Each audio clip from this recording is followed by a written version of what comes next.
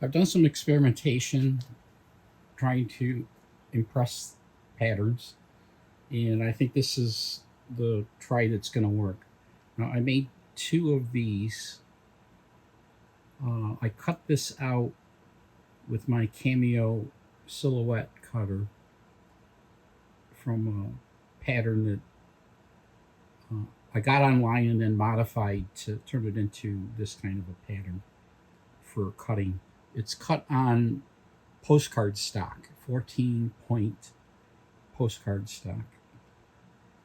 So I have two of those, and I have a piece of annealed, pickled, dry copper that I rolled thin to the thickness that I wanted.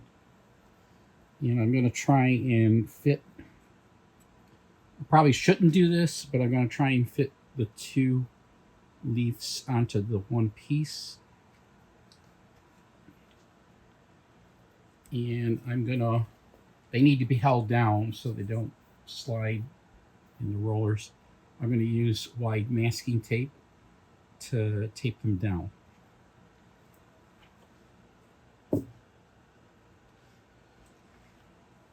But the first thing to do is to set the roller to the thickness of this plate. So I got to open the rollers and tighten it down so that it's snug. Now this is my first use of my 3D printed dials. Now I'm just going to use this dial and set it to 0 against this part on the machine. I'm going to loosen it. And then I'm going to package this up. So I fit them on there. I fit them on there. They're close, but I should be able to saw those apart. This is going to elongate slightly too. So the idea is I've got one side that I'm going to press really firmly to stick down, and then I'm going to put another piece of masking tape on the back, make a sandwich. Now then you trim off the excess. Now that alone should create an impression.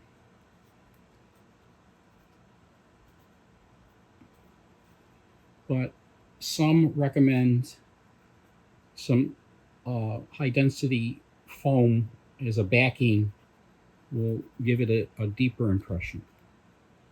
So I'm going to cut a piece of foam and just put it on the back, and then we're going to run it through the roller. Now, what I'm going to try using is this foam cushion that they use for packing dishes when you're moving. So this is the deal. We got the sandwich and a piece of foam for backing. And here we go. We're going to run this through. I'm going to run this through and see what happens. Now, you got to set this back to the 0 point. So now the rollers are set as to the thickness of the metal, and the additional thickness here will cause the impression. And from the playing around I did, it'll also cause some thinning.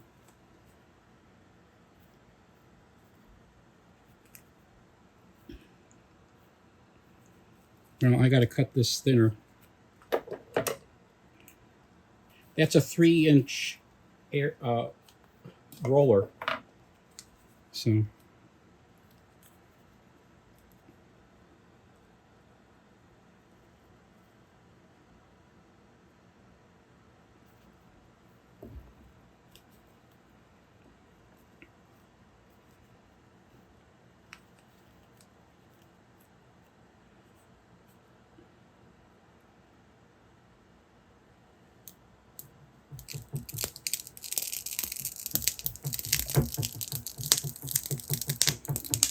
Now that was not hard to roll, so I don't know if it made an impression.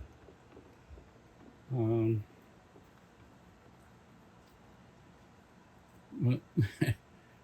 Slightly curved. This is what it looks like after smushing. And now you peel this off. I can already see that it worked somewhat. Try to get some of this on camera. These are single-use patterns because it's just paper. And they're kind of embedded, they're really stuck down now to the copper plate.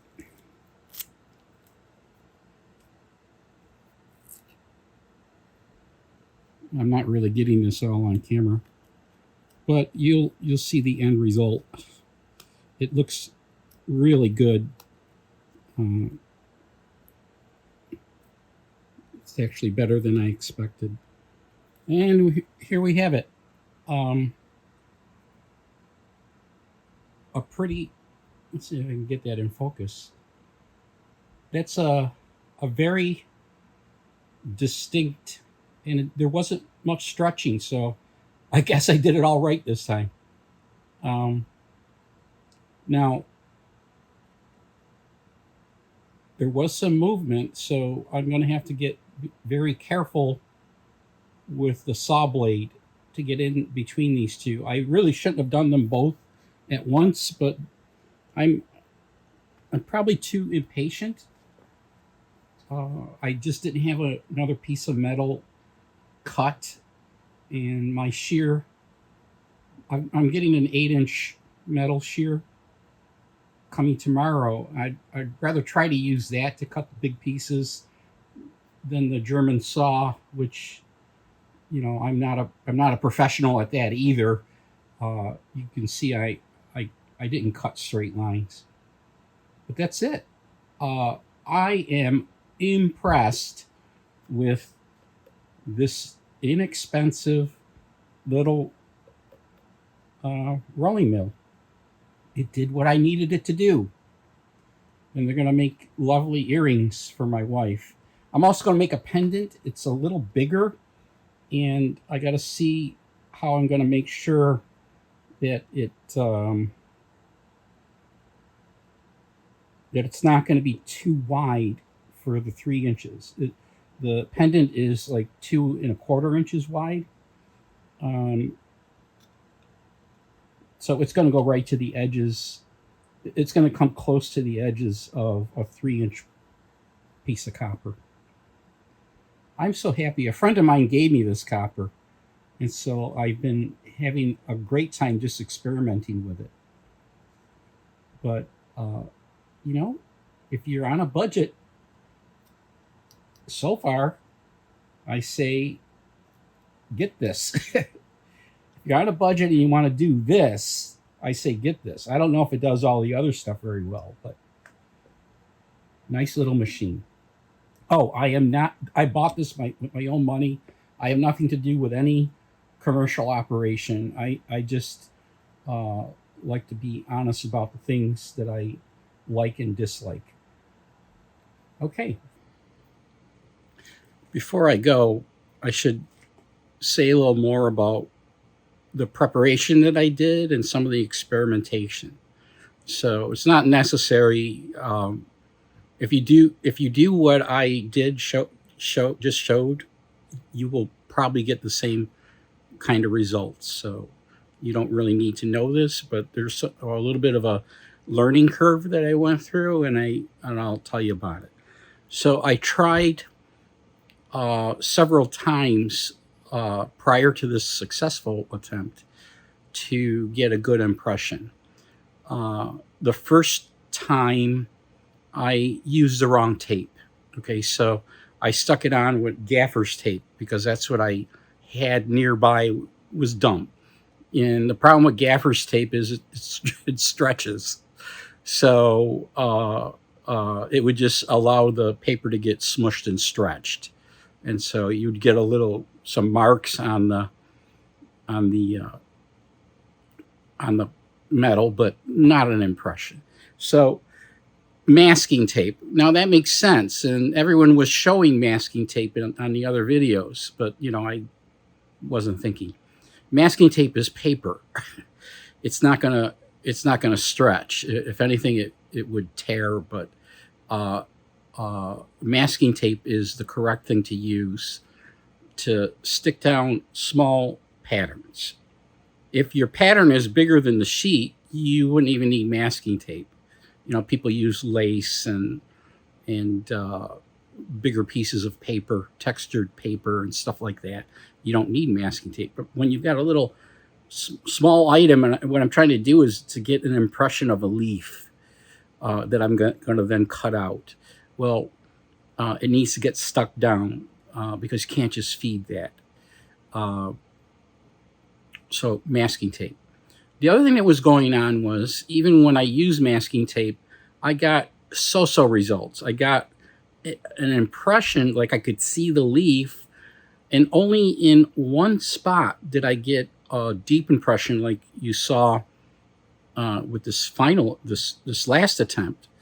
And only one spot got a deep impression, and I was thinking about it, and I realized that the paper is consistent, the rollers are consistent. This is a good machine. It's not unevenly rolling that would cause that kind of a thing. So I realized that the copper wasn't properly annealed. So what I have been doing is see, I multitask two things. I multitask. So if I could set something up and start it and then go off and do something else, that's a great thing. Number two, I don't like using an open flame because I'm in my house. So I know I have to use it for soldering, but I'm very careful when I do that. But right now, all I have is a micro torch for soldering. It's not really the right thing to use to anneal a large area, though you could do it. And you be in close contact with a flame and hot metal and fumes. So what I have been doing is using my kiln, which gives it an exact temperature. So there's no guesswork. For both sterling silver, for sterling silver, you set it at 1100 degrees Fahrenheit. And it turns out for copper, the annealing range is between like 750 and 1200 degrees. So I just have the same program on the kiln, and I'm using it for both. But what I was doing was silver anneals fine the way I was doing it. I ramp fast up to 1100 degrees and hold it for a minute, and then let it cool down. I don't let it cool down all the way. I take it out and quench it, and then I throw it in the pickle. And that seemed to be fine for annealing silver. It was not acting. It didn't seem to act the same way with copper. And so I decided, silver is very conductive of heat. And so it would be more conductive of heat than copper. And so the silver probably was really at 1100 degrees for a minute, whereas maybe the copper wasn't. Maybe it wasn't completely warmed up yet. So I just set, because I have plenty of other stuff to do, I set the hold time to 10 minutes, and I set the kiln going. It's very safe, really. I mean, at least I think it's safe to set the kiln going and go do something else in the basement, and it takes, I don't know, took about 20 minutes or something. I ended up with a very well annealed piece of copper, and I think that that's what made the difference. I'm also going to say, for the pickle, a lot of my stuff is not fast. Like, obviously, annealing in a kiln is slow, but there's no flame. It's all self-contained. The heat, it barely gets warm on the outside, right? So The other thing is for the pickle, which is working really well for copper, actually better for copper than for silver, is sterling silver, is citric acid. So it's a safe chemical. You can still get burned. You can still get an acid burn from it, but it's not a toxic chemical. In fact, the citric acid I use is for food use, so it's pure enough for food use, and I use it for pickle. And uh, just use a crock pot and put the copper in, and it takes a while, but it cleans the copper really well. Uh, I don't want to use dangerous acids. So that was some of the experience. And okay, now I really will end the video. Okay, for another video, uh, subscribe, like, and you'll be notified. Hit the notify button.